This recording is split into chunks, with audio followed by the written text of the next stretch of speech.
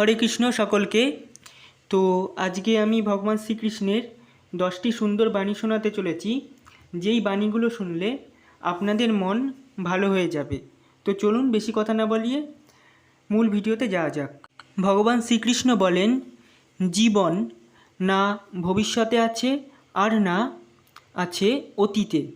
জীবন তো কেবল এই মুহূর্তে আছে, অর্থাৎ এই মুহূর্তের অনুভব করাকেই জীবন বলে। ভগবান শ্রীকৃষ্ণ বলেন, জীবনে এমন কিছু বন্ধু বানাও যেন আয়না আর ছায়ার মতো হয়, কারণ আয়না কখনো মিথ্যে বলে না আর ছায়া কখনো ছেড়ে যায় না।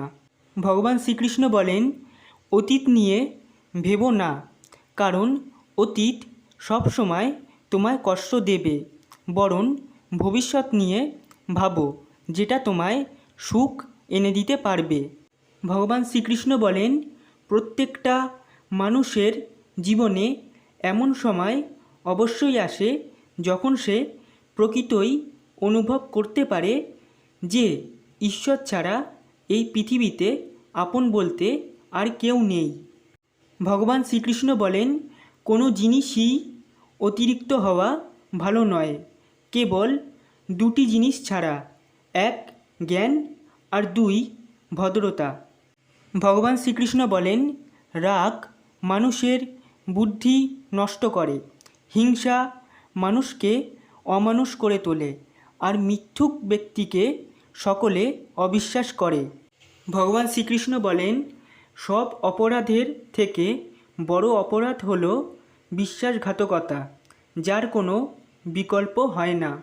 ভগবান শ্রীকৃষ্ণ বলেন, একবার অসফল হয়ে যে মানুষ সম্পূর্ণরূপে হার মানে না, আবার একবারের সাফল্যে যে মানুষ নিজেকে শ্রেষ্ঠ মনে করা থেকে বিরত থাকে, বাস্তবে সেই প্রকৃত মানুষ। ভগবান শ্রীকৃষ্ণ বলেন, কঠিন সময় আসবে এবং চলে যাবে, তাদের দ্বারা প্রভাবিত না হয়ে সহ্য করতে শেখো। এই পৃথিবীতে কোনো কিছুই চিরস্থায়ী নয়। ভগবান শ্রীকৃষ্ণ বলেন, নিজের ক্ষমতার উপর কখনও সন্দেহ করো না, নিজের উপর বিশ্বাস হারানোই অন্যায়। যে কোনো কাজ করার ক্ষমতা তোমার আছে। তো বন্ধুরা, এই ছিল ভগবান শ্রীকৃষ্ণের 10টি বাণী।